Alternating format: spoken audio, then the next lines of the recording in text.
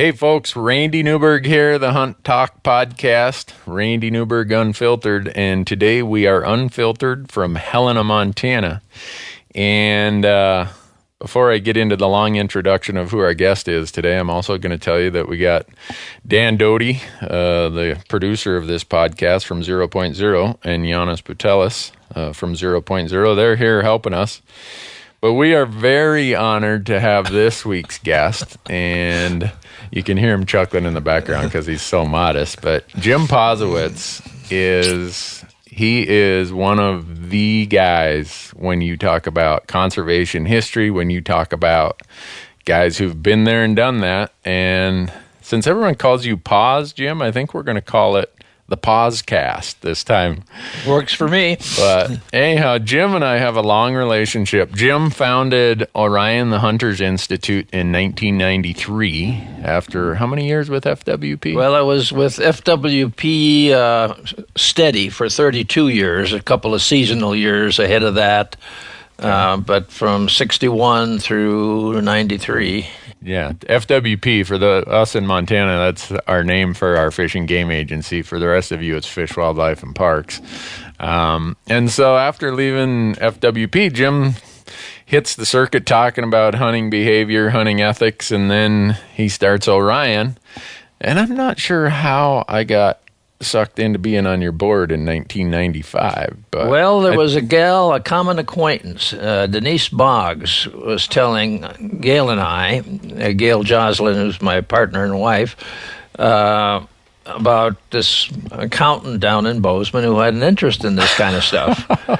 So that's where the connection was made from Denise Boggs, and she sort of introduced you to us, and the rest is, as you point out, history. Yeah, so Jim and I have been through so many discussions and I felt all this time I felt like, and not to offend anyone who believes in the King James Bible, but in the conservation world, there's also the King James Bible. It's the Jim Pozewitz books of Beyond Fair Chase, Rifle in Hand, Inherit the Hunt, all those. And I've been reading from those for years and then serving on your board for 15 years. It's we go back a long ways, I guess, is what I'm saying. I guess we do, Jim. when you put it all in string it out in order there. Yeah, so anyhow, you guys are in for a treat. Out on our Hunt Talk forum, we've asked people, who do you want for guests on the podcast? And your name comes up with a lot of regularity. So I don't know if that's good or bad, Jim, but you're picked today, and that's what we're going to do. I think if you've been around as long as I have, you accumulate a lot of friends and acquaintances and stories. Yeah. And do you accumulate any enemies along the way? Oh, yes. Actually, you start with those. Yeah. Well, one thing, those of you who ever read Jim's stuff, watched him in action, you know that if it was for the benefit of hunting and fishing and conservation and habitat, Jim wasn't going to beat around the bush, I'll say. If anything, you went right over the bush, mowed it down, and mowed down anybody who was standing on the wrong side of the bush. But so one of the things that we want to talk about, Jim, and I don't want to age you, but I'm 50, so you're 30 years older than I am. I just passed my 80th checkpoint. Okay. And what that means in the context of conservation is that I was born in the middle of the dirty 30s. Yeah. And the dirty 30s was a period of the drought, the Dust Bowl, the economic collapse. And the thing I find most interesting about that era, it was also the year that the hunter conservationists stepped forward and said, no matter how grim things are economically, no matter how dim things are environmentally, we are going to restore the wildlife and the fisheries to this continent. And I think that was an incredibly important era. Yeah. I mean, Franklin Roosevelt was the president. He called the hunters together, working through primarily his Secretary of Interior, Ding Darling. Yep. They had the first North American Wildlife Conference in 1936.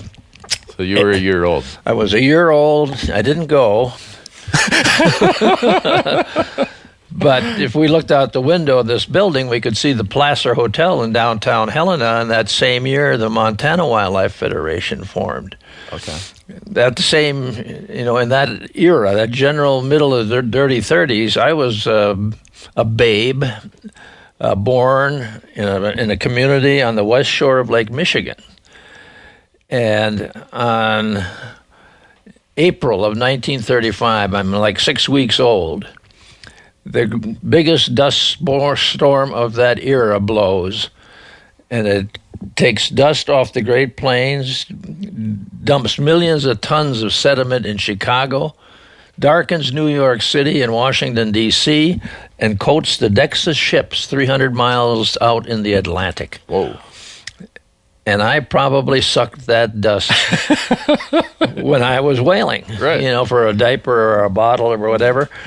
And that was, I guess, the introduction to the Great Plains, where I would eventually migrate and spend most of my adult life. So what was the response hunters had to this dust bowl that for us in today's world, for my generation, it's hard for us to even fathom that. I mean, that's something we were taught in history, so it seems like it was 500 years ago. Right. But it's tangible today. What was the end result of the response hunters had to that? Well, the end result was we had a continent that was depleted, totally depleted of its wildlife resources. And today, we sit downrange from the decisions made in 1935 and 36 and 37, and we have deer in our cities, bears in our orchards, and goose dung on every golf shoe in America. And the point was the grassroots hunter and angler, they came together and they said, we don't have to live this way. Yeah. And so here's a relationship between the people and the wildlife resources in a democracy. And it's something that was relatively new in world history. But we took a depleted continent and restored a marvelous abundance to it. And we're not done yet, of course. Right. But I think it's a remarkable environmental achievement. Yeah. And so now, in the contemporary context, we're facing problems of a planetary proportion. Right. And the only model that I know of where people in a democracy have done a complete change in an environmental context and done something continental in its proportion. And now we got to ramp it up to make it planetary. Right. So I think about, all right, there's some farmer, 1938, in hunters kind of collectively are making an ask of that farmer. Hey, I know times are tough. I know the depression is here. I know you need everything possible, but can you accommodate some wildlife that's going to impact your crops?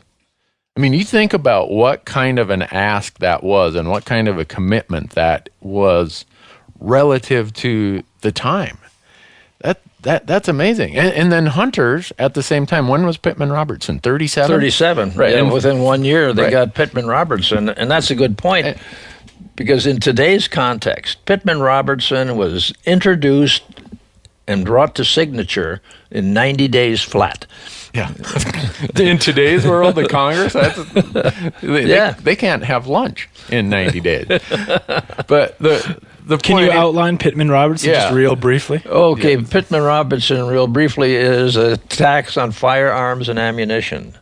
The manufacturers and the sportsmen all agreed if we're going to have wildlife, we're going to have to fund this thing. And so there was a severance tax put on sales of firearms and ammunition. The hunters and anglers backed it, and the industry backed it, and it produced the Fish and Wildlife Restoration Act 1937, valid to this day. The beauty of the act, it was incredibly well drafted. And the way it worked is that the states could take their license revenue and match it with federal aid that came from this excise tax, but only if they did not divert any of that license revenue away from wildlife restoration. They locked in the licensed dollar to stay with the agency to restore wildlife, and they also locked in the federal aid, and they basically bound themselves to one another and had this glorious trip.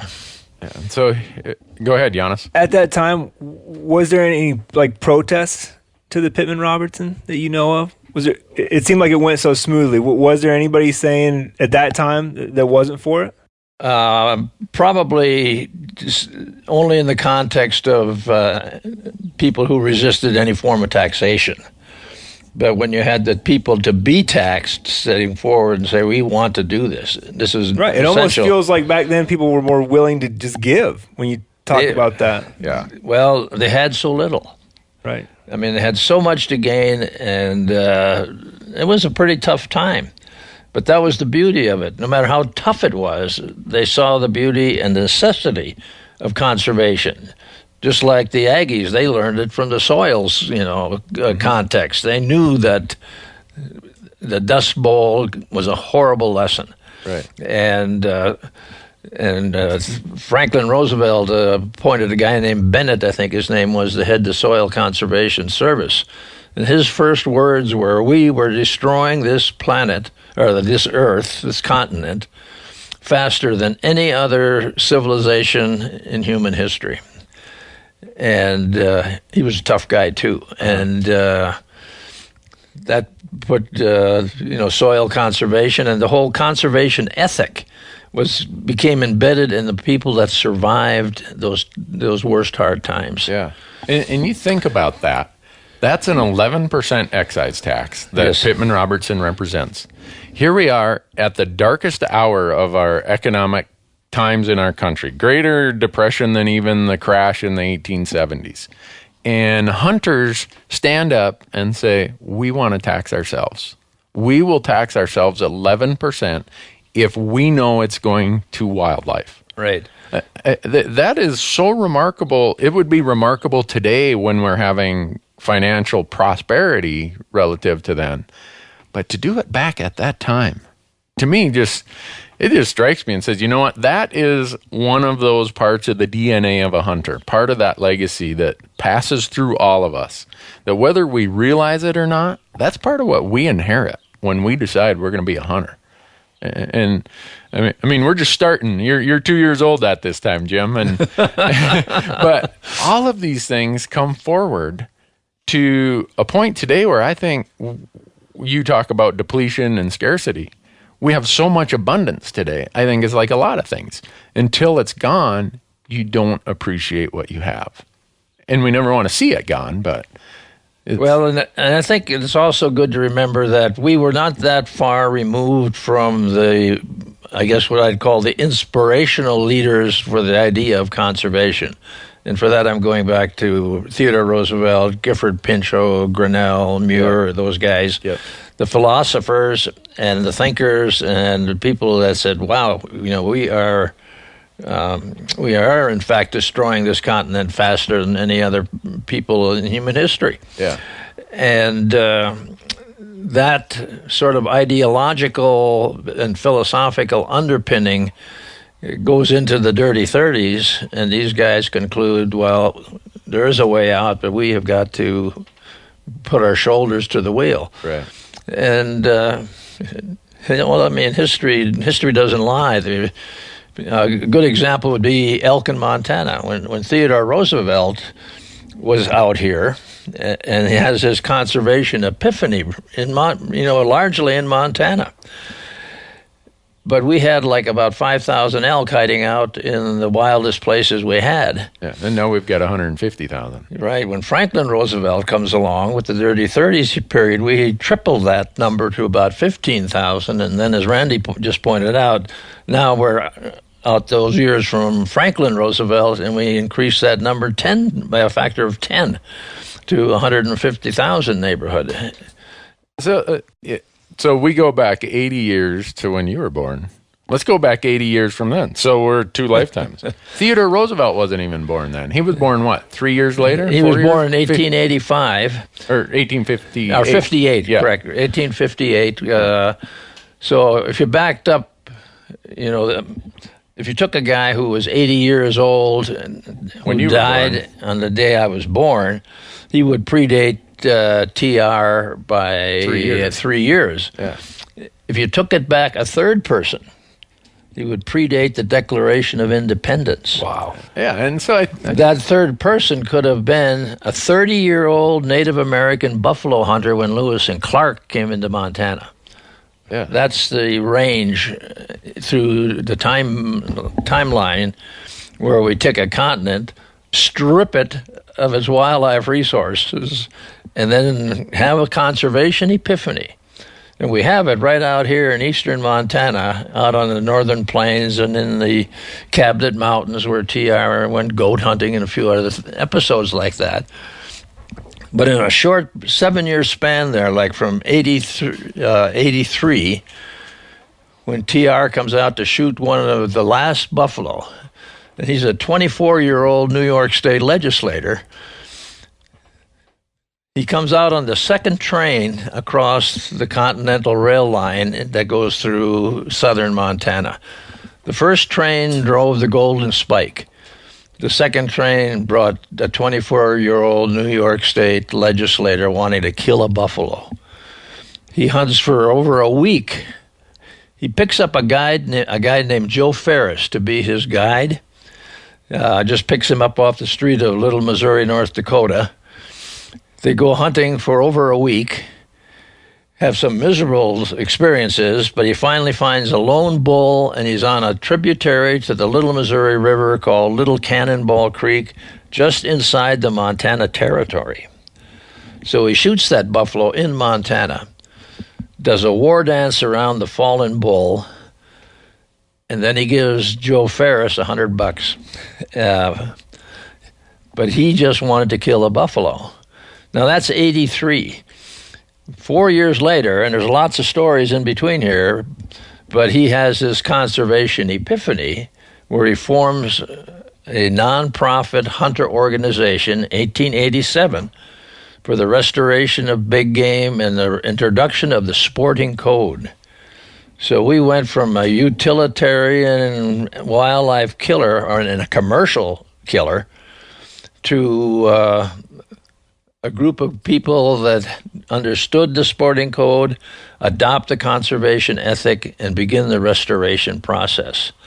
And that all plays out on the Montana landscape. And what you're referring to in 1887 is the formation of the Boone and Crockett Club. Correct. Is that right? Yes. Yeah, and so at that time, nobody in the world, let alone in the United States, had in their mindset the idea of conservation. There was no such thing as a conservation ethic at that time. Well, there were guys talking they called the Concord Transcendentalists, right? Having meetings and discussions in the Boston Commons, and that's like Emerson, Thoreau, and Agassiz, and some of the heavier thinkers. But in part, that's where I had my own conservation epiphany one time. I was at a wildlife conference, disagreed with the things the speakers were saying. Imagine that. And then I pulled a book out of my briefcase at 3 a.m. in this hotel in downtown Boston, and the book was called Speaking for Nature. And it was talking about these guys I just mentioned and how they had this conservation image. And I'm thinking, here I am, 3 blocks from the Boston Commons where these people had their debates, listening to these people who are off talking about making wildlife a commodity. To be bought and sold. To be bought and sold. Back where the buffalo hunters are back. They were back. And it's the curse of our generation, because now this marvelous public resource restored as part of the public trust is attracting the contemporary buffalo hunters who want to commercialize on this thing. Right. And that puts a lot of friction out there for people who just don't understand that this is a public resource. Right. And that's where politics enters this. And Dan and Janis know that I don't shy away from politics at all. So we're going to talk a little bit of politics here, Jim. But we're going to talk about it in the context of Roosevelt. Okay. I mean, He was what, governor of New York in 1900? Or was he lieutenant governor? He spent 1 year in the governor's mansion after he came down off of San Juan Hill. Right. The Republicans needed a candidate. He agreed to be that candidate because Tammany Hall in New York, which he was familiar with as a New York state legislator, right, was so corrupt. Right. And so he gets to be the governor of New York, and this is like in 1900. Right. And at 1 the year. time, right, at the time in New York, you got to understand, this is when Carnegie, Rockefeller, you know, all of those guys, who else am I miss? Morgan, those guys have this idea that, you know, New York is the home of a lot of this trading and commerce, and we got this crazy guy there.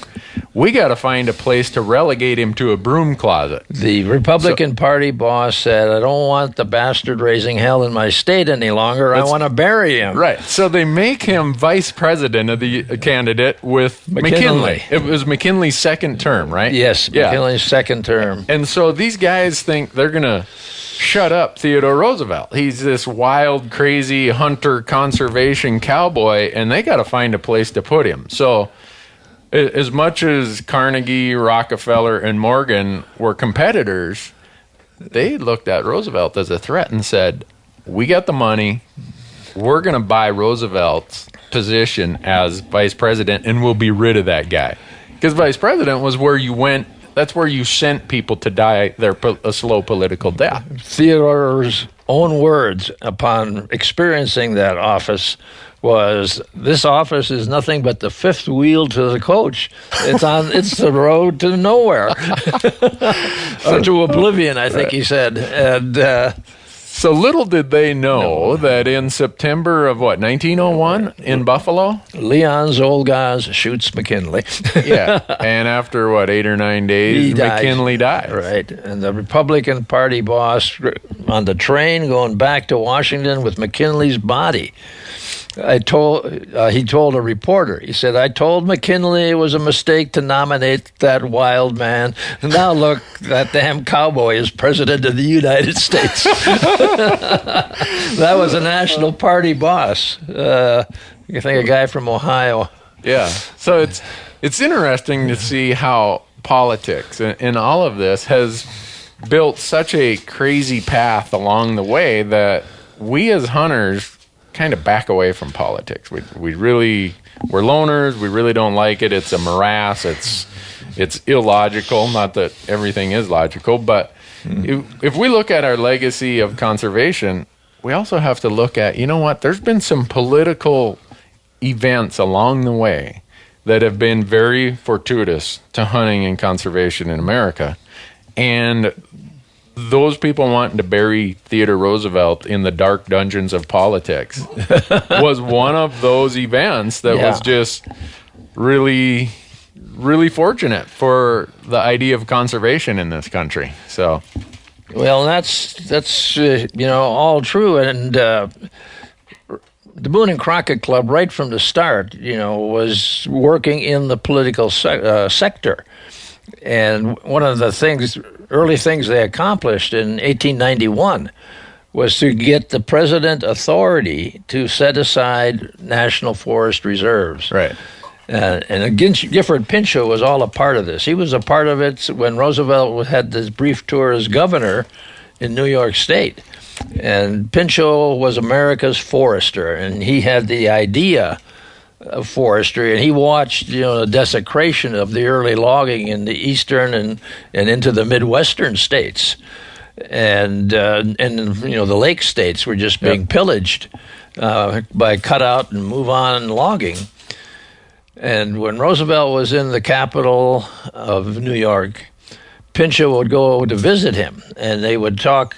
First, they would spar. They would box with each other. And then they would talk conservation and forestry. And so it was quite a relationship. And Pinchot was a part of the Boone and Crockett mix as well. And the fact to protecting the nation's forests was kind of a common cause they had with the restoring of wildlife. And That was, they were partners from their inception, and we battle to this day.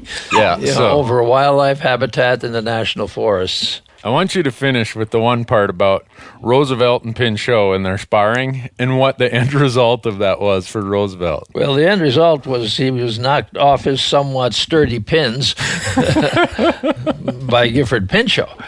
But the final analysis of that thing was one of the biographers pointed out that Roosevelt continued this desire to be a pugilist into the White House. And at one point he was sparring with a cadet from West Point and took a shot to the eye and was blinded in one eye. Detached his retina. Yeah, right. And he never told anybody about it because he didn't want that soldier to feel guilty or whatever. So the interesting part about Roosevelt is he was such a maverick. He epitomizes the approach hunters have had to politics. He didn't care really about parties one way or the other. It was really about what's best for the landscape, what's best for the wildlife, and what's best for America, as he would always say, for those in the womb of time, those yet unborn. Right. And his vision was so long-term. And here we are, history has this unfortunate pattern of repeating itself, and we have the politics of today measured by what did the poll say on Monday, we better react to it on Tuesday. And we as hunters kind of reject that notion because conservation doesn't happen in a week. It happens over generations and over time. And again, we've got political parties trying to pull one way or the other, and we're trying to do what's right for wildlife. And Roosevelt was kind of our example to follow in that. And not that any of us are going to end up on Rushmore, but isn't it interesting that a guy who got thrown out of his own political party because he was so adamant about his conviction to what was best for the people, what was best for the landscapes, got him thrown out of his own party. But none of his party friends are on Rushmore. And as you pointed out to me many times, he's the only guy of that time that everyone yelled and screamed at and called the crazy cowboy. Mm-hmm. He's the one who America said deserves to be on Rushmore. Yeah, and it goes, there's a lot of history in Theodore Roosevelt. And so he gets to be the president because McKinley gets shot. The party bosses, wouldn't ever have selected him. So when 1904 comes along, he has to run on his own for the presidency. And I think one of the most interesting things that happens in that campaign is that the New York Sun at the time, a conservative newspaper, editorializes in his favor. And the editorial starts out with, "He has ruled his party against its will." And it concludes by pointing out that there was nothing more important to America than the conservation ethic that Theodore Roosevelt has introduced to the country. But he wins that election in 1904 by the largest margin in American history. Then he makes his biggest mistake in his political history by saying he will not run for another term. He had that choice, but he said the custom of serving just 2 terms is one he would honor. He served most of McKinley's, all of his own. He goes off to Africa hunting, and he's hunting white rhino in the Congo. And a native runner comes out across the savannah with the news that Roosevelt's successor, Taft, had fired Gifford Pinchot. And Roosevelt had left Pinchot behind in charge of this conservation ethic and that he had embedded in the people. And then Roosevelt, when he's touring Europe on the way home from his year-long safari, Gifford Pinchot sneaks over there and briefs TR on what had happened and what was going on to all these reforms he had put in place, including conservation. And 2 weeks after he meets with Pinchot, Roosevelt gives this fiery speech about the man in the arena. And that he gives that speech in the Sorbonne in France. But when you think about it, what he was thinking about was getting back into the arena. He enters the political campaigns of 1912. He runs as a Republican. They hold 12 primaries that year. Roosevelt wins 9 of the 12. La Follette of Wisconsin won 2. Taft, the incumbent, won 1. And then at the convention in Chicago, the party bosses select Taft and deny Roosevelt. And they march across town chanting, "Thou shalt not steal," form the Progressive Party, and AKA the Bull Moose. Yeah. A reporter said, "How do you feel?" And he said, "I feel strong as a bull moose." And so that's where that came from. And he becomes the progressive candidate, 1912, finishes second. Taft finishes a distant third, and Wilson becomes the president of the United States. And it was quite an exciting period in American history. And so that kind of started in motion back to when you were talking about how in the dirty 30s, we were only... 1912? We're only 23 years removed from that period. When did Roosevelt die? 1919. 1919. So you're 60 years old. Yeah, he's 15 years past his death. Now this seed that was planted about conservation ethic across an entire continent, as you said, is starting to, even in the driest and dirtiest of times. It didn't die when he did. Right. And it didn't take much fertilizer and much water for that seed to turn into something amazing. And we talked about Pittman-Robertson. When did Ducks Unlimited form? In 37. And then you were talking about how Franklin Roosevelt called together all of the wildlife group, the federations in the country, and that became the national there weren't law. Any federations in the country yet, but that was the dream of J. Norwood Ding Darling, who was a political cartoonist out of Iowa, but a very conservative person, in political philosophy. Yeah. But he could see what had to happen, and it had to be from the grassroots in a democracy. And that was the beauty of this whole thing. The democratic relationship we have in this country with one another and with our government blossomed in the toughest of times. It's kind of like a flower in the desert, But the boys said, we can do this, And this is bigger than any one of us, but it's valuable to all of us. And, the prior traditions, Roosevelt and his contemporaries looked at was the European model, where hunting was a privilege of royalty and privilege of land ownership.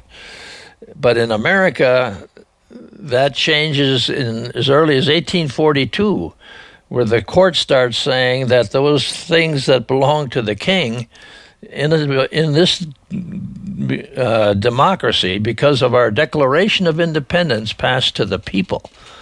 And so the king's deer became the people's game.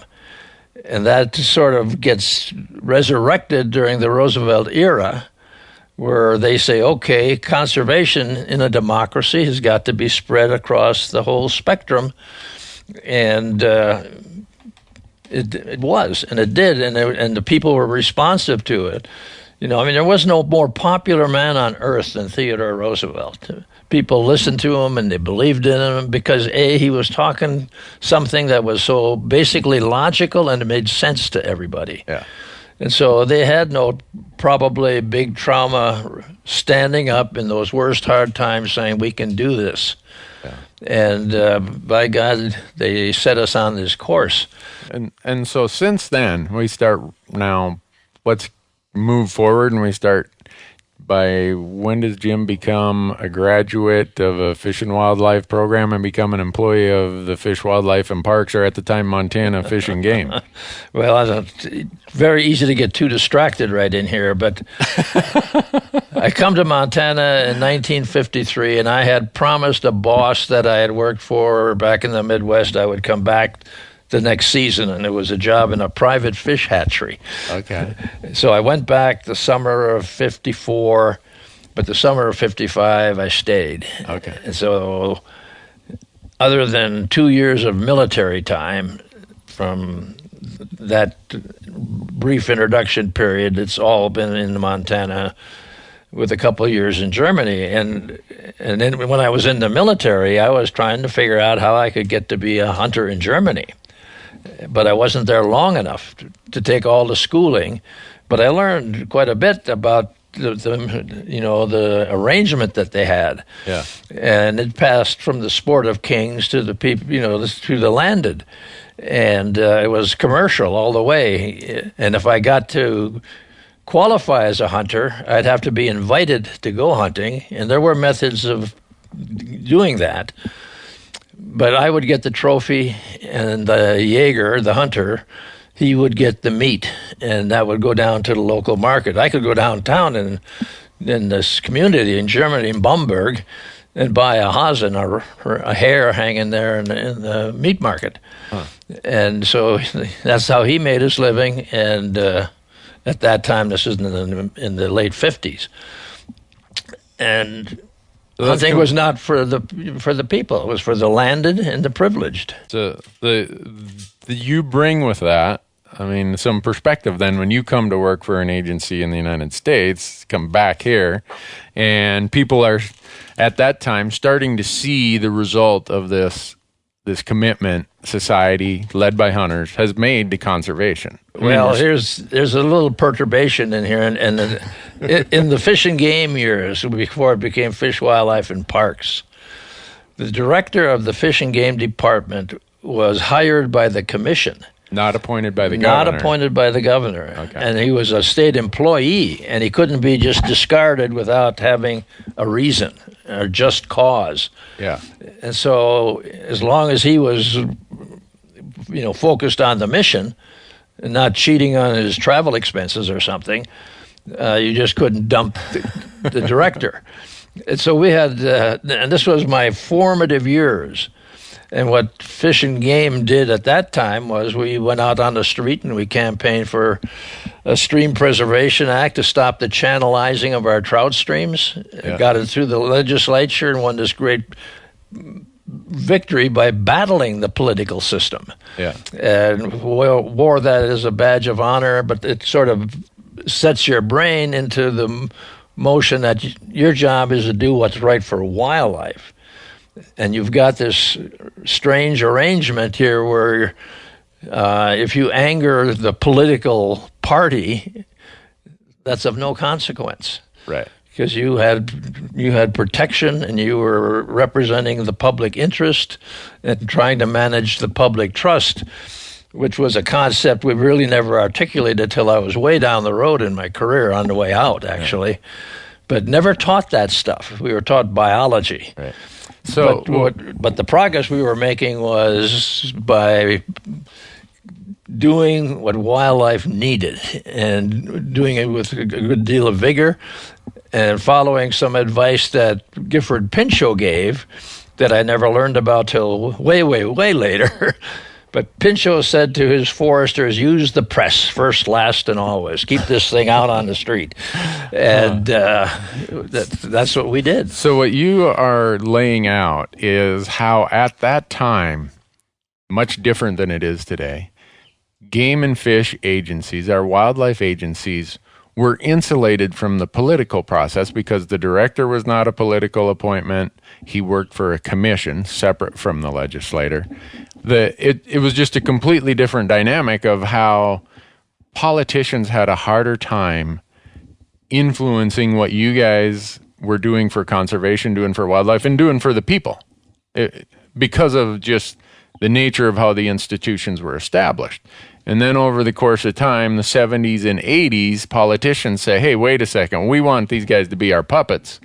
And so they make directors to become governor appointments with legislative approval, and commissioners need senatorial or other legislative approval. Yeah, I think the commission always needed that, but nonetheless, it was a conscious line was drawn in the sand where you're a wildlife professional, you represent wildlife. They don't get to vote, so they need representation because the people value those things. Yeah.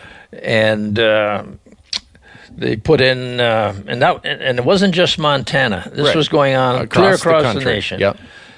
And it had to do, in retrospect, I'm guessing, that the more abundant wildlife became, the more we came to value it. And the buffalo hunters then get attracted to it, in a way to try to capitalize on a public asset in a democracy. And that's the sort of the phase we're in now, is to try to live with all this stuff in a democratic fashion as it was uniquely designed in North America. Yeah. Now, one of my parting shots in Fish and Game was to organize the Governor's Symposium on the North American hunting heritage. Right. When was that? 92. 92? Okay. And then I leave in 93. Yeah. But that all started in 1988. Yeah. And in 88 and 89, we were shooting. Hand-held hunters were led to the buffalo, leaving Yellowstone Park, killing every single one. And that I don't quite remember how we had evolved to that point, but it was an eyesore. Publicly, anyone who watched the news in 1988 saw every night on the news hunters standing at the firing line in Gardner, Montana, with a Montana Game and Fish person escorting or a park them. ranger. Right, saying, shoot that one. Yeah. It made for a very bad image of hunting. Right. And then Montana elected Stan Stevens to be the governor, and he appointed a new director. And at the first staff meeting with the new director, I had just been on a trip to Washington on another issue, but I got up and I said, is there anybody in this room? And this is all the regional supervisors, all the division administrators of the Fish, Wildlife, and Parks Department then. I said, is there anyone in this room that thinks we're doing the right thing? And not a hand went up. Wow. And within a year, we had backed off of that and struggle with it to this day. Yeah. So one of the things, Dan and Janis, have you fished or floated the Yellowstone River? Yep. I mean, yes, I have. Okay. Yeah. And a lot of listeners here, I'm sure, have come out to Yellowstone. And a lot of them have probably driven on I-90, got off the interstate in Livingston, Montana, headed down to Gardner, Montana, and went in at the north entrance. And I want to use this as just an example of conservation and advocacy hunters have had. Not just, this is just one example, but it's in everybody's backyard if they go to find these stories. And Jim, you are kind of the hellraiser of this movement. And what it was is people wanted to put a dam on the Yellowstone River. And anyone who fishes or floats that now, it's almost unimaginable. I know, Janis, if you were down there, if you could think about that being a reservoir instead of a river at this time. And no, it's one of the prettiest floats in the West. And I first fished it maybe 15 years ago as a young fishing guide, driving up from Colorado to go on a big fly fishing excursion, floating that Yellowstone through Paradise Valley, and the views you get there. There's something special about it. And I said to myself at that time, this could be a place I could come back to, maybe live for a while. And it's funny now that I'm still one pass away, but I'm pretty close. Yeah. You know? So, Jim, I want you to kind of quickly tell that story, because it talks about at a different time when you as an agency person were able to speak on behalf of the fish and the streams and the people and not worry about getting relegated to a broom closet detail. Okay, the battle for the Yellowstone precedes this story because it had been debated before to put the block in at Allen Spur just south of Livingston, flood the Paradise Valley, and then you have, like every other western river, a big river with a big dam. In 1972, we could see the developing energy crisis and the movement to turn Montana and northeast Wyoming into the boiler room of the nation. So I was a division administrator in FWP. I moved a planning team into Livingston to begin gathering the database to which we could defend the Paradise Valley. Everything changes when the Arabs embargo oil. And the federal government and the industry put out a thing called the North Central Power Study, which would have made those two corners of the Wyoming and Montana the nation's boiler room. And it was accompanied by a study called the Montana-Wyoming Aqueduct Study, which would have diverted the one-third of the average flow of the Yellowstone down there to cool this thing. And then we spread out our resources and built our resources to gather a database on the whole river to address that. And that was 72. In 1978, this is now all coming to culmination. The legislature was quite progressive in that era. We rewrote the mining law, we rewrote the reclamation law, we rewrote the Water Quality Act, we put a moratorium on major industrial withdrawals from the Yellowstone, all politically legislated. And then we applied for an in-stream flow reservation for the Yellowstone River to be designated in-stream for all time. And when we drew that model, it precluded the building of a dam. And so people understand, in-stream reservation means we're going to guarantee X number cubic feet of water stay in the river for fish. 5.5 million acre feet. Yeah. not like Jim knew that, but yeah. At any rate, we could come down to the climax, and the climax was the Board of Natural Resources had to decide whether they would make that allocation of an in-stream on behalf of fish, wildlife, recreation, and water quality. All this was all within a state level in Montana? All at the state level. And at the time, there was a whiskey company in Kentucky that was going to introduce a new brand of whiskey, and they were going to introduce this whiskey with a tennis tournament. And the name of the whiskey was Yellowstone Mellow Mash. You're kidding me. I'm not making this up. How could I make this up? Oh, God. A guy named Tom Perro of Trout Unlimited said to Glenmore, why don't you make an investment in preserving the Yellowstone River to introduce Yellowstone Mellow Mash whiskey?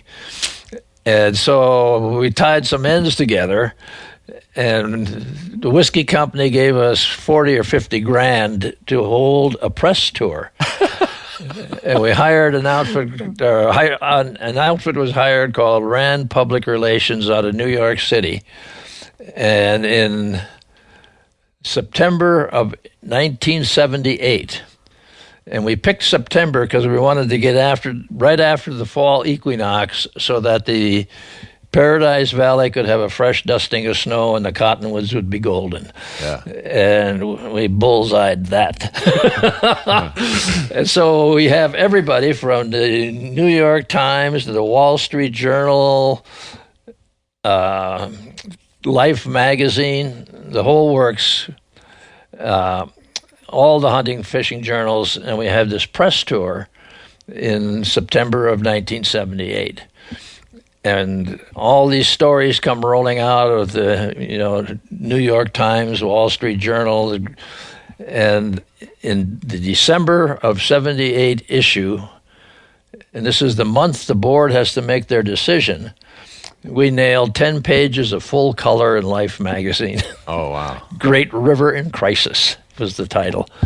And long story short? Long story short is that when you get the message to the people, these things are so valuable that you will prevail. And if you want to get hunters and anglers there, have a whiskey celebration, right?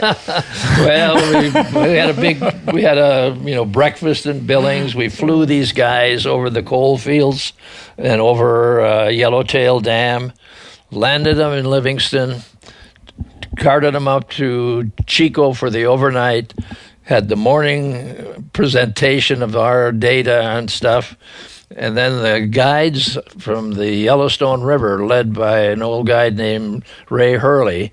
He had a guide and a boat for every journalist that was there. Oh, wow. And it scored. And so I just want people to think about the Yellowstone River. Isn't it the longest undammed river in North America? Lower 48. And what a valuable resource that is to our country, to all the small communities along the river, and how that would have changed forever if not hunters, anglers, and concerned citizens engaging themselves in a process that is allowed in the United States. I talk to my friends in Canada. They're like, you have no idea. We don't have the rules and the laws and the opportunity to protest, to create change like you guys do in the States. And I think we as hunters have a tendency to overlook that. It's back to when we did the first podcast, you guys, Dan and Janis, said, Randy, how do we engage in this? We don't really know. We're young. We haven't been doing it for however many years you've been doing it, Jim, or the 25 years I've been doing it. And I guess the point of this podcast is I want people to understand that this, regardless of what the politicians want to say, this is still our frickin' wildlife. This is still our landscape. And if ever there's a cold, dead hands issue, it's this conservation legacy that we have. And if we're going to sit here and let the politicians direct it, allocate it, repay political debts with it, we're completely walking away from the legacy that what you just said is an example of how America is this unique place that the wildlife belongs to the people, and we get to be the ones who say what happens with it. Regardless of what the politicians in there, as you've called them, the modern day buffalo hunters, the people who want to come to the market and deplete the resource for their private benefit, regardless of what they say, we as the people really are the owners of the wildlife in this country. Yeah, and they've been described all through history. We used to call them the robber barons. Yeah. And now we call them something else, but they were there from the start. I mean, they were the ones that were so adamant that Theodore Roosevelt had to be bottled up and hidden because he was practicing democracy as Randy just described it. You get to participate. You got to participate, and ultimately you do get the vote. And there's been, some incredible stories about how the political representatives of the robber barons through all of conservation history have asserted themselves. And in fact, my favorite story is 1907. Roosevelt's building the forest reserves because the Boone and Crockett Club had lobbied through the authority for presidents to create forest reserves. And he takes a Forest Service system, which at the time was 40 million acres. When he leaves office, it's about 190 million acres. So he's quadrupling the size of the national forest. In the process, politicians from Washington, Oregon, Idaho, Montana, Wyoming, and Colorado sneaked through an amendment to an ag appropriations bill to forbid him from putting any more land in the forest in those 6 western states.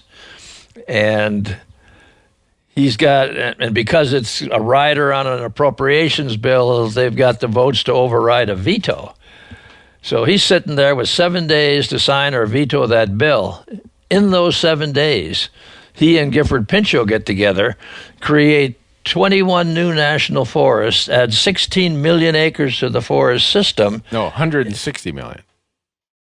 No, 16 million? Okay. In those 6 western states, signs the executive orders to do that, and then he signs the bill forbidding him from ever doing it again. Is that what they call the Midnight Forest? The Midnight Forests. Okay. The cabinets, the Custer, parts of the Rocky Mountain front. All that stuff comes in his Midnight Forests. It's amazing. And what was the reason that they didn't want anymore? The robber barons wanted to own all of America. That was it. Yeah.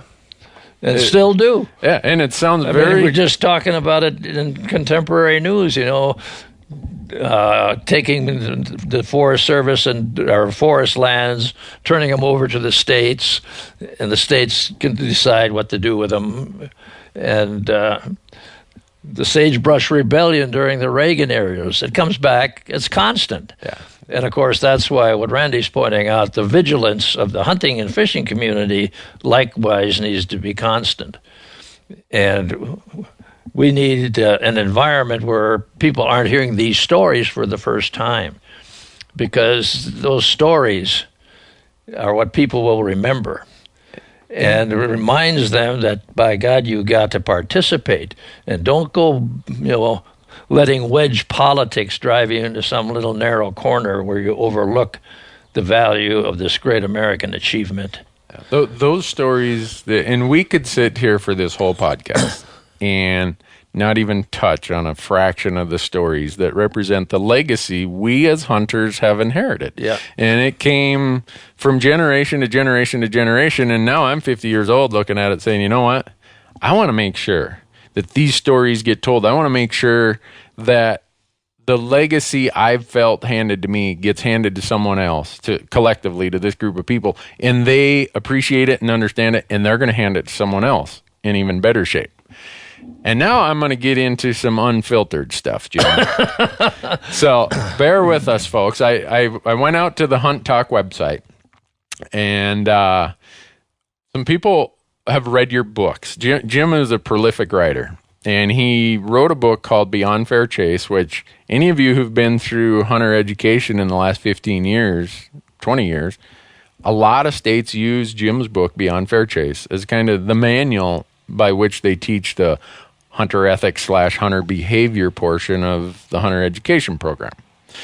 Where could I get those books now if I wanted to? Can you get them on Amazon? Oh, I suppose, but I got some in the other room.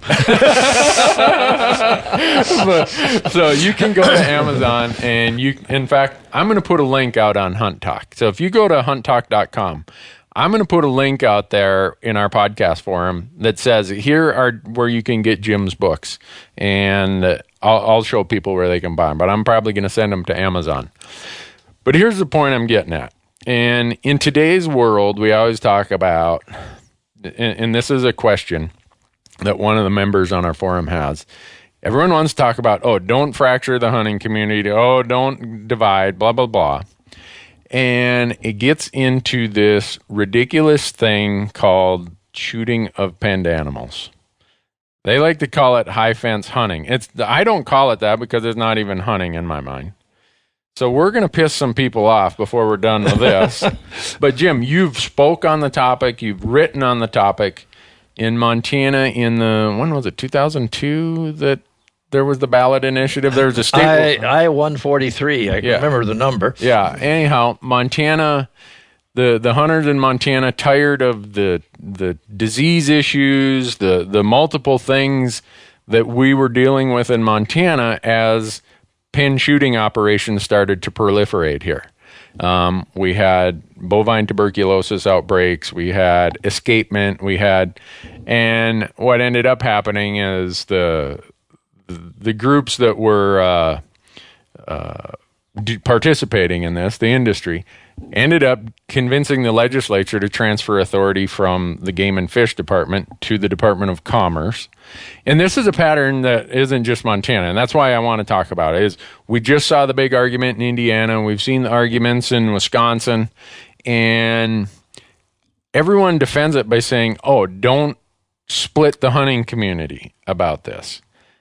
You've written about it, and you can say whatever you want on this topic, Jim, but you're very eloquent in talking about how this impacts the image of hunting. It impacts our social capital, our political capital, and we can't just let someone hold up the private property rights flag as a defense to it when it is that critical to what we as hunters have stood for and what's at stake and at risk for us. So this is a question off the forum, but I'll let you just go unfiltered. Okay, unfiltered is, if you look at the stories we started with the formation of the Boone and Crockett Club for the introduction of the sporting code. And it was a relationship that was being established between the hunter and the hunted, and implicit in that was the concept of fair chase, that the animal had opportunity, to survive, and that hunters had a responsibility to see to the welfare of the wildlife. Is that sporting code still like a part of the Boone and Crockett Club? Like, can you find the sporting codes they have written somewhere? Their fair chase statement, right? It's out there on their website. And Boone and Crockett, you've been a long-time member. I've been a lifetime associate for 10 years almost. They've been writing a lot about this, about the disease issues, about what Jim's going to talk about here. There was a brief argument in the Boone and Crockett Club about this hunting behind the high fence, the intensively managed game, they called it, but fortunately they rejected that appeal. And part of the problem was a good percentage of their regular members were from Texas, where they have a sort of a different standard or tradition or bad habit or however you want to describe it. But in Montana, of course, we were interested in the whole idea of not tolerating this captive shooting and calling it hunting, because it flat degraded the whole activity. And so we launched a citizen and ballot issue campaign, and were able to set that off limits. And back to the Boone and Crockett Club, they had this internal discussion. Now, I mean, they kind of rejected that, as you said.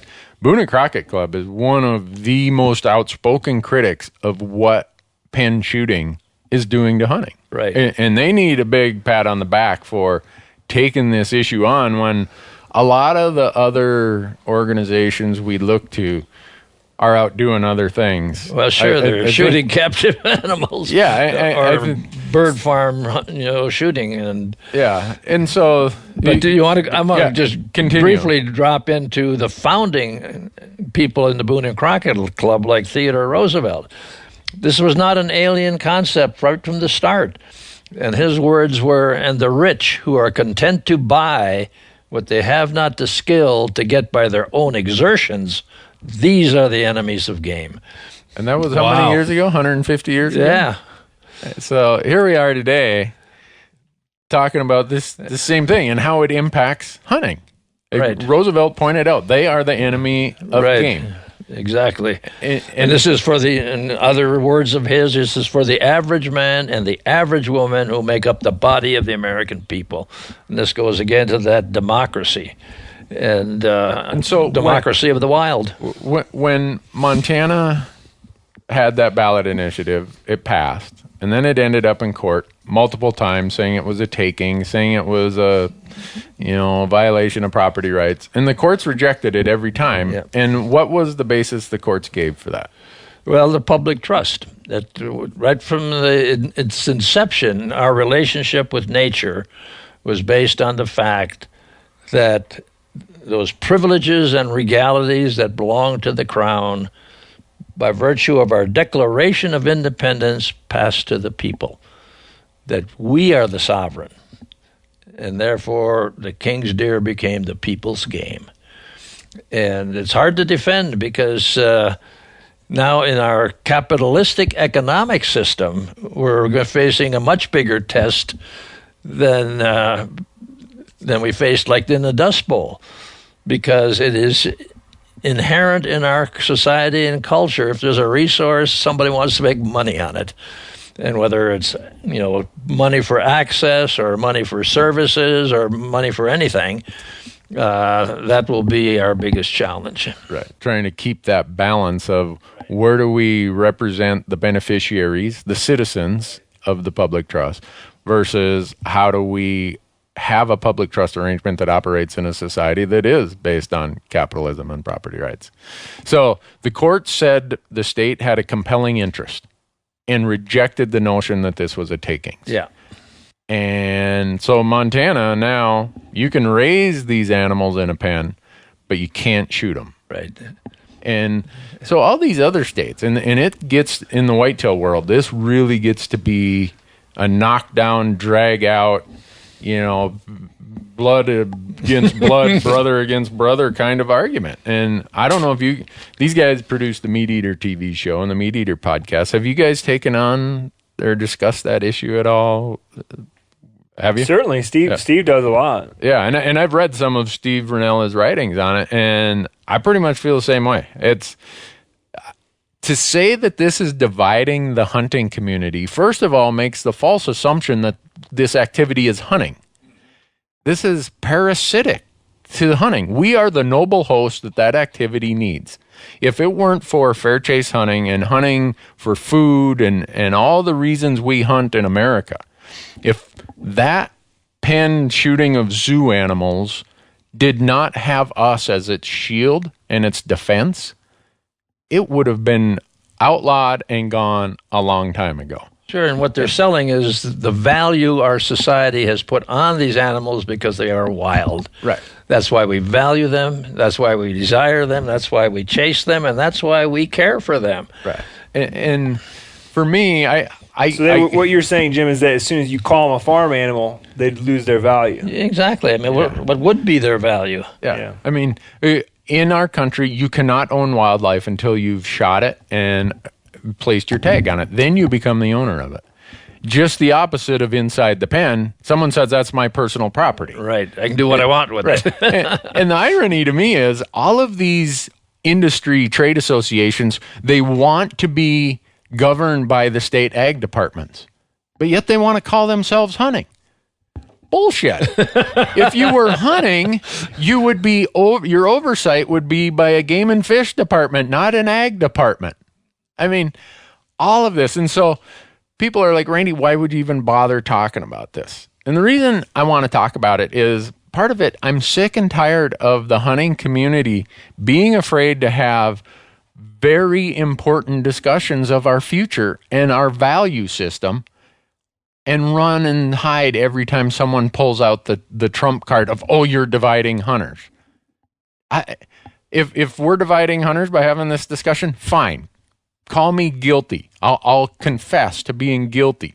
But I don't think we're dividing hunters because the people, and I'll make some exceptions of, there are mobility impaired people, there are, other folks who are not going to be able to go and hunt the way I do a backpack hunt in the mountains. And I get that. They, for them to get out of bed in the morning, if you're, injured person, just for them to get out of bed in the morning is probably a tougher task than me to climb a mountain. So I get that. And that's who they always parade out there as their defense for this activity. But last I read, it's like a $4 billion industry. I don't think the double amputees are the ones who are paying the $4 billion to keep this industry going. So to me, that's a straw man argument. And I don't want to get into that little straw man argument. I want to talk about the bigger piece of it. Now and then they roll out the aged. Right, yeah. The guys So I'm always honored to get up and now say at my 80th year that I believe in wildland preservation and wild places, and that the last thing in the world I would wish for is a generation of Montanans that were young and didn't have wild country to be young in. Right. And if I as an aged person, would make such a demand like that, I couldn't live with myself. Yeah. So we get to this point of this discussion, and we could pick 100 different topics in the hunting world that someone is going to try to stop the argument by saying, oh, you're dividing hunters. Yeah, I was just going to ask, maybe is there an example, Jim, of that's in your, the last 40 years where you can, like, another big topic that it was often like that trump card came out over and over again, but somehow you guys worked through it? Well, yeah, I was in Yellowstone within this month. And the room was full of people that wanted to road and motorize the remaining wild lands of the Continental Divide west of town here and over on the Little Blackfoot side. And one of the speakers got up and qualified himself as being 80 years old, and he just needed to have motorized access to all this stuff. And so I was honored to get up and give a counterpoint to that. And just the notion that because my generation has had all this, that we would deny it to the next generation simply because we got old. was maybe it was un-American. Yeah, and so and then you read TR, and he's talking constantly about the strenuous life. And that was part of it. That's part of where the value came from. You didn't go pick those elk antlers off a tree somewhere. That's not the low hanging fruit. This is the best we can offer posterity, and to cheapen it would be simply unacceptable.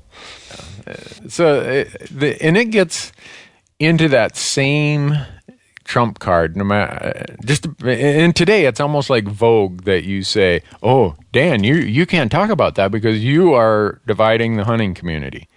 And yeah, there are times where we let our personal preferences kind of go too far, and we say, because that's how I do it, that's the only way. But bigger scope discussions that have a significant impact on how society views us, how society finds a place for hunting, we need to have these discussions if it's impacting that. Because was it Steve who wrote recently that hunting only is going to exist at the pleasure of society or something like that? Anyhow, that we as hunters need to be cognizant of how society views us because we are the minority.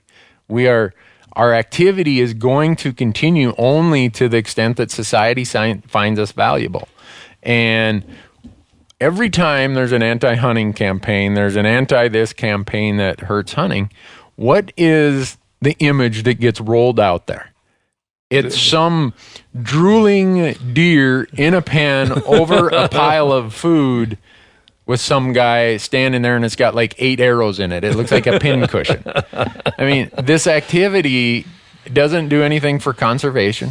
I mean, you're buying your permits from the landowner in most cases. I guess in some states you still need a hunting license.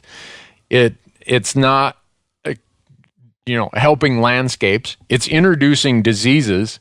It results in escapement where we end up with diluted gene pools of our native wildlife. I mean, I can go on and on and on. And then comes the argument, and this is the one when we were having our big argument in Montana, because after the ballot initiative passed, then our legislatures thought they needed to bail out the folks who had these shooting pens. So the legislature had a proposal that was going, I think it was going to put in $6 million in a pool for the property takings that this ballot initiative had, even though the court said otherwise. And they were going to take it out of Pittman-Robertson money, which we would have, or we took it out of license money, so we would have lost the Pittman-Robertson matching money on that, which would have been like another 12 or 18 million. So, and my point to them was, you know what? If these people really want a true market, let's go out and let's have the market risk. If they say there's no disease, let's force them to be bonded for the disease risk. And every legislator I emailed and talked to said, well, that would bankrupt the industry. I'm like, thanks for proving my point. If there is no risk to these shooting pens, for CWD, to bovine tuberculosis, to everything else, then bonding shouldn't cost any more than a toner cartridge for your printer. But if the risk is super high, guess what? It probably will put them out of business. So let's go to the market. Let's figure it out. Let the experts in risk management sort this out. And every time you propose that to the industry, they come back with the same comment. Well, that would bankrupt us. So in other words, you want us as society, you want us as hunters and our agencies to take on all of your risks that you're imposing on us, but you get to keep all the profits. I mean, that's a hell of a model. No wonder it's a very common model where you externalize all the other costs. Right. You internalize like what comes out of your smokestack or what you dump in the river. Yeah. Same classic pattern. example. So anyhow, that's you've seen all this. You've watched it, and a part of it gets to a topic I've touched on, and some of our members on the forum have talked about, is their what would I say? Disappointment in how media of today doesn't do its job. And I'm part of media. I mean, here I am doing a podcast. Dan and Janis they produce a TV show like I do. And a lot of hunters today do not trust the hunting press, the hunting media, because hunting media is almost afraid of its own shadow at times. We can't do that. Some sponsor will complain, or some subscriber will complain, or, oh, gee, we'll get accused of splitting the hunting community.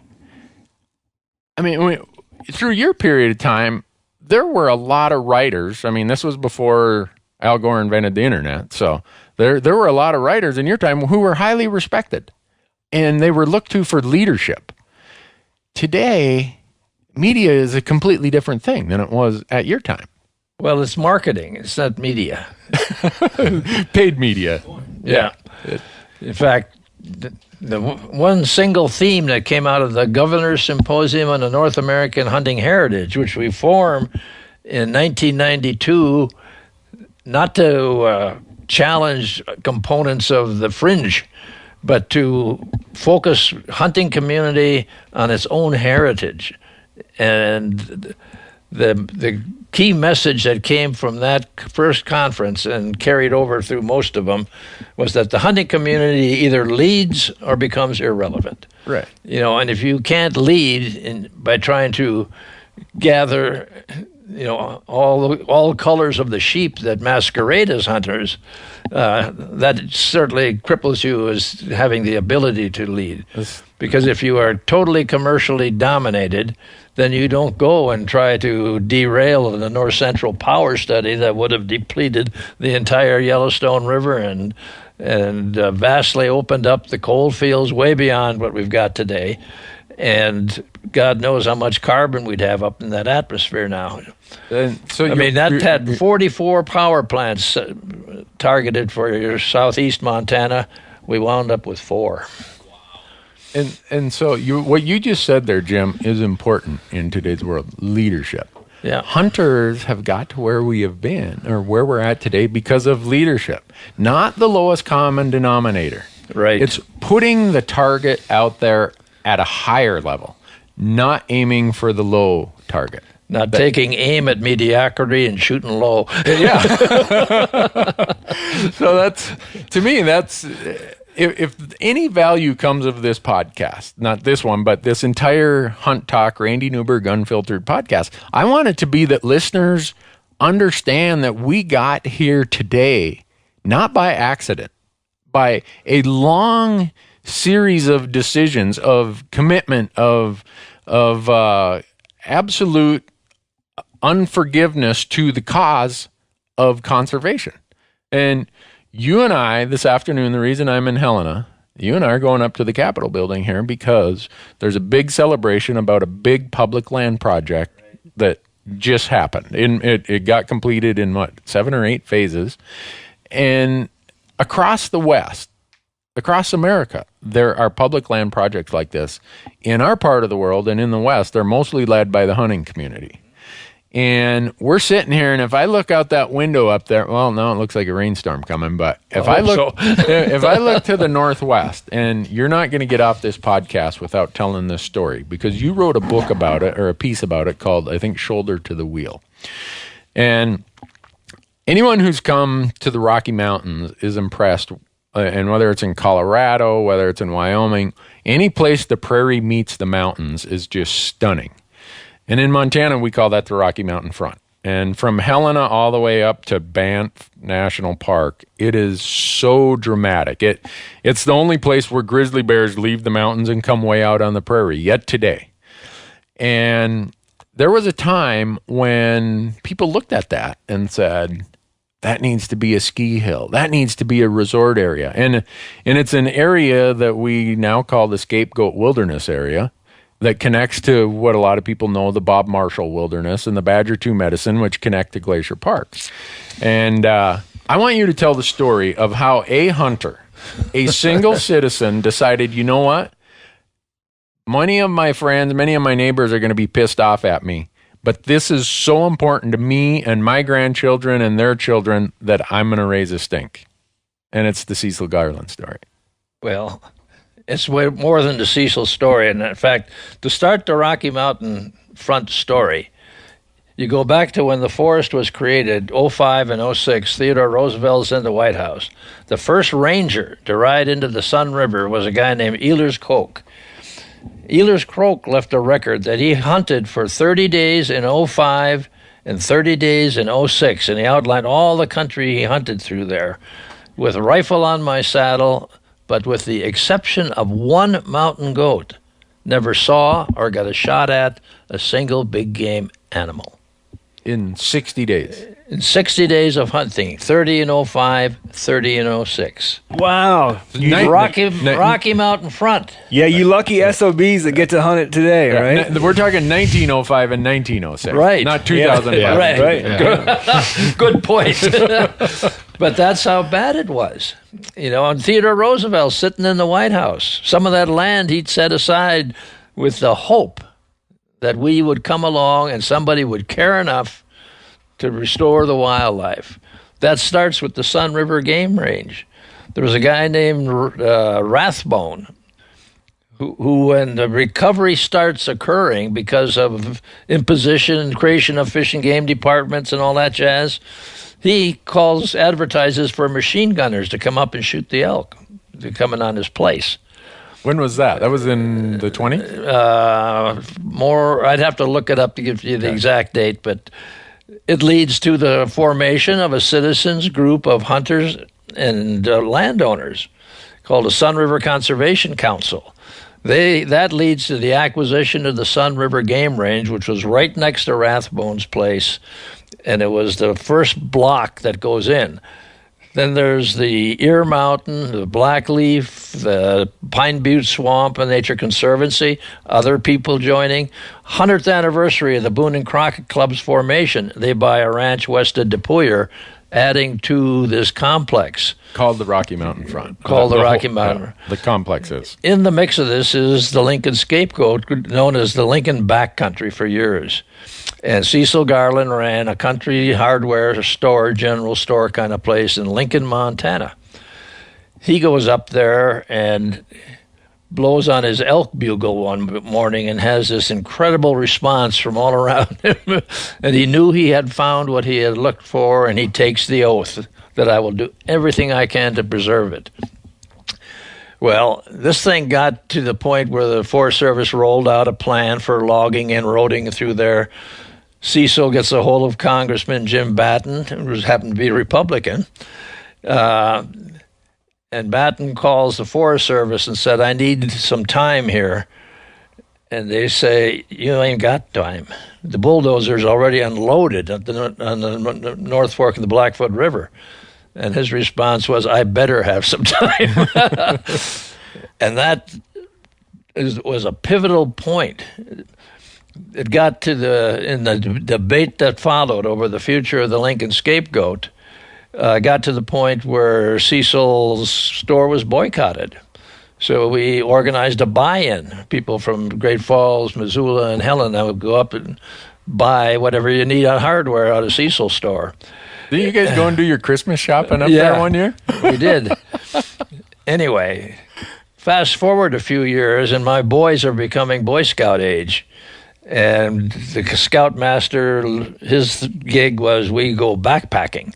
And so we'd have these week-long backpacks. I'd backpack into this particular backpack trip was up the North Fork of the Blackfoot.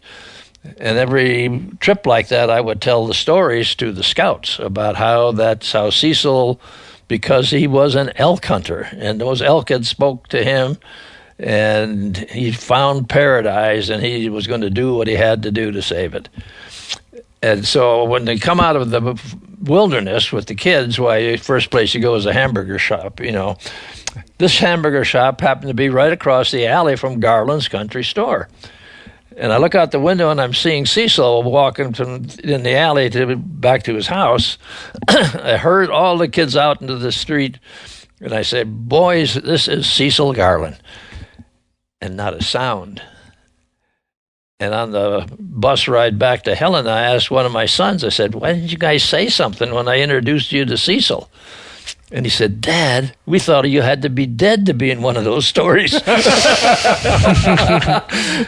I had resurrected Cecil. But the point is, once again, a hunter, just an ordinary citizen, stands up and says, this landscape, the animals dependent upon it, this conservation story in America is too important to not do what I can for the next generation. Right, and there's not a square inch out there that doesn't have the stories to it. Right. Cecil happened to be an incredible, naturally talented writer.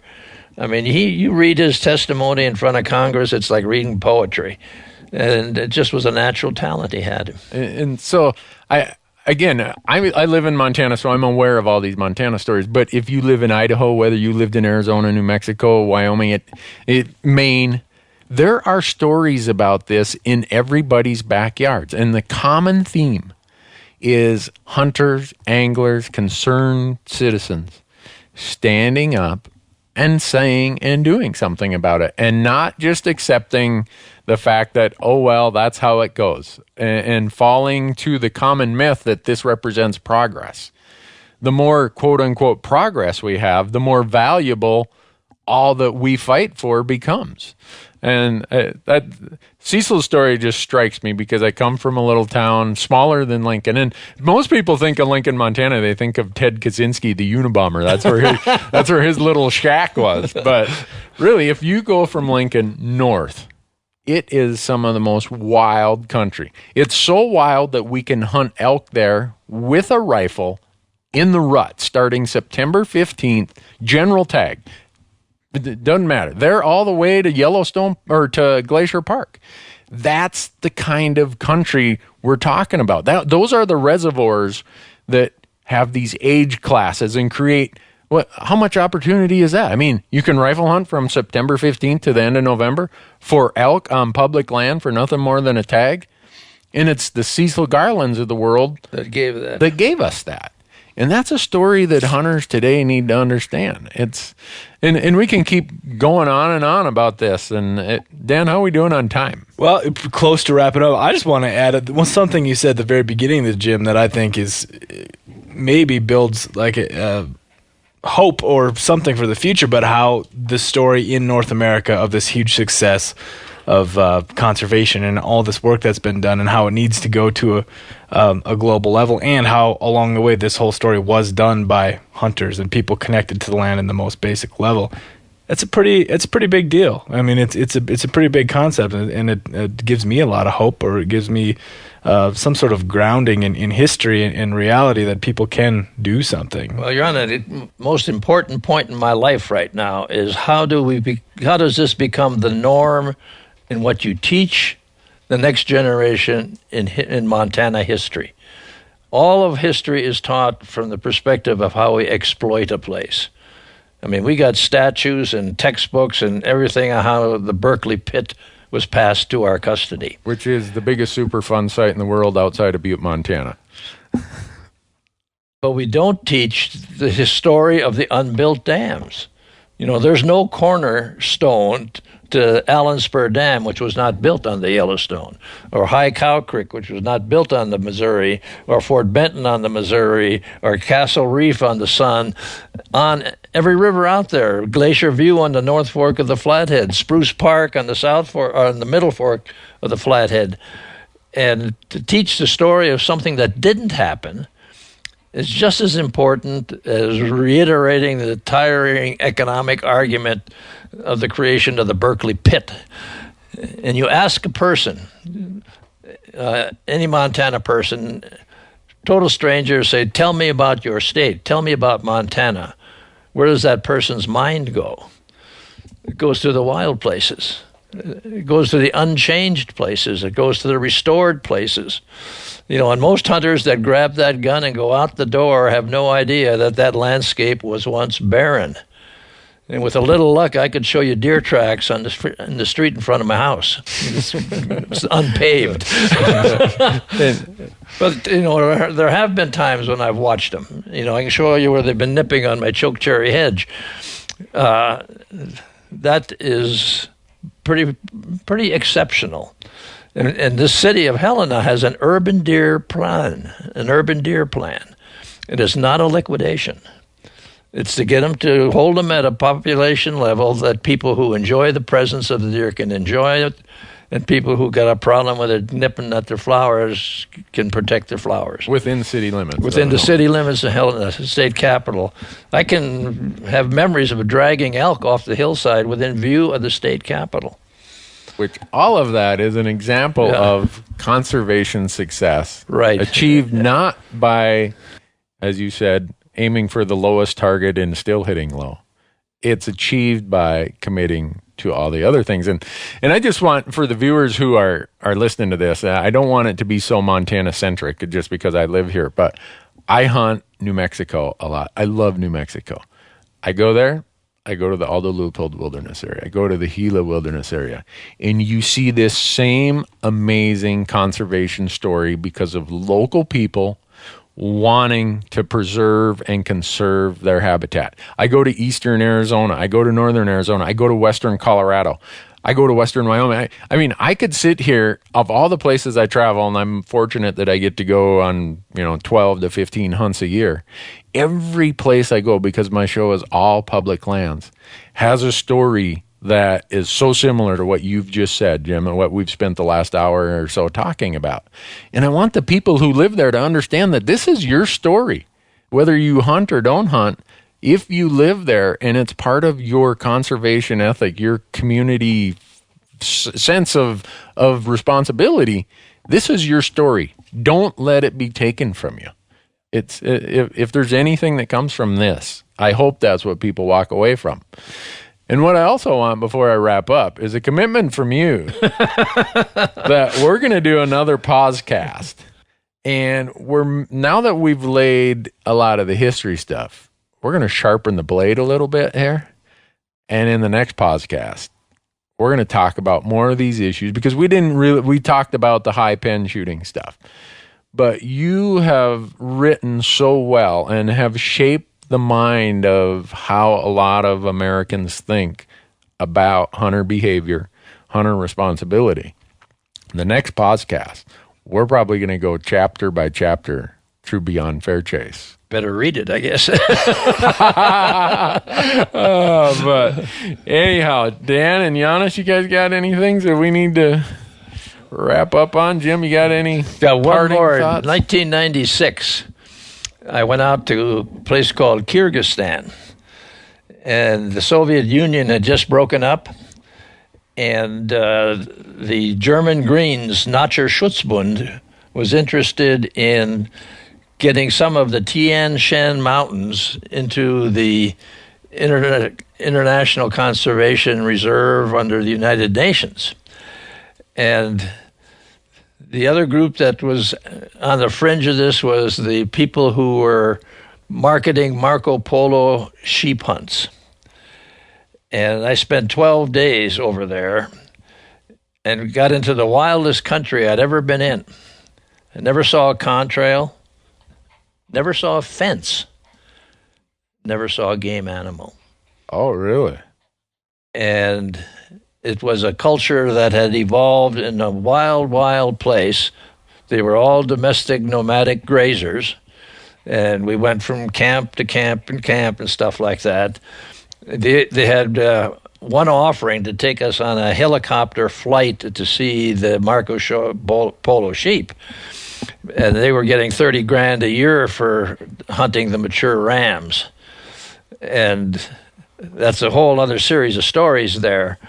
But the fact was that wildlife had disappeared. And the landscape was there.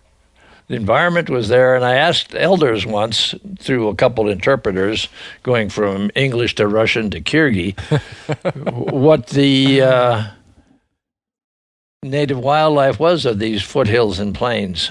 And they didn't know. Wow. And, that culture is thousands of years old. Right. But wildlife disappeared from it. They're now trying to restore it and hang on to this one little money maker. And I tried to follow the money.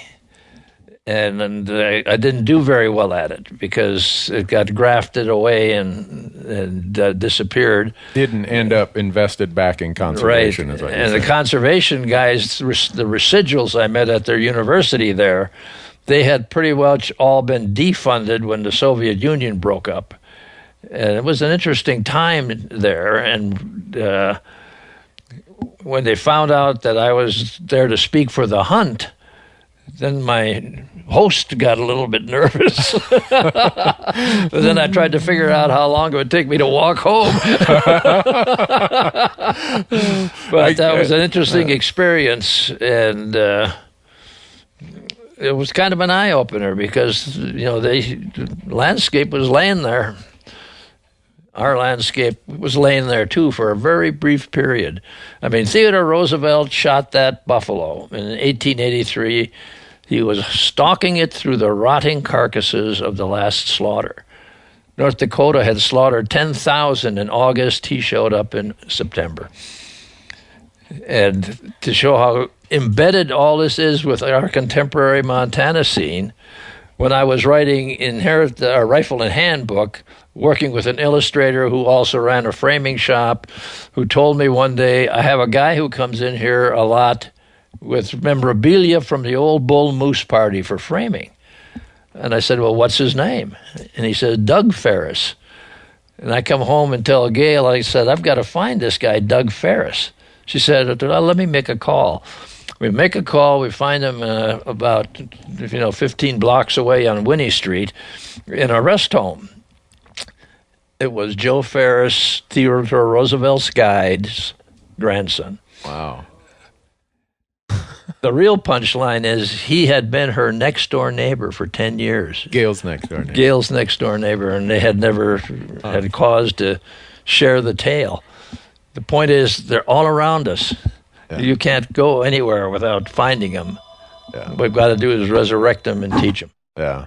Well, the way I want to close this podcast, Jim, is first of all thanking you for all you've done for conservation, not just in Montana, but across the country. But I want to try and make what's been kind of a historical perspective a little more tangible for today.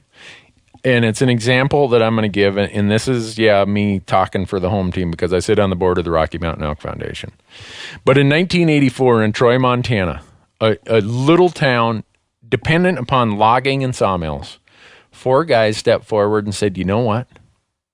We're not going to stand idly by while the elk disappear from the landscape, while their landscapes are harmed in the way that they saw happening. And these were guys, one of them owns one of the big logging companies in that part of the world, Charlie Decker. And once again, a hunter, which Charlie and Bob and all those guys are, steps forward, irregardless of their own personal profitable interest maybe, looking at the landscape and say, maybe I could make more money doing this. But I'm more concerned about the future of elk and other wildlife for me, my kids, my grandkids. And from that, 4 guys in Troy, Montana, who mortgaged their homes, raid their children's college accounts, they started a group called the Rocky Mountain Elk Foundation. And they started it just 31 years ago. Today, it's got 205,000 members. And it's a leader in wildland conservation. And once again, it's another classic story of hunters not accepting the popular paradigm, putting their money where their mouth was, and doing something about it. So those of you listening, thanks for listening. We're going to continue more of these discussions about how the future of your hunting and the future of conservation in America is your future.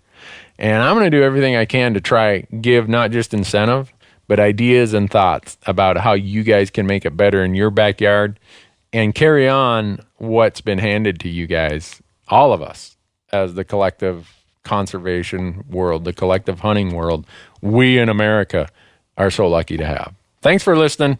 Hunt Talk Radio, Hunt Talk Podcast, Randy Newberg Unfiltered. If you want to get all of our stuff, go to randynewberg.com.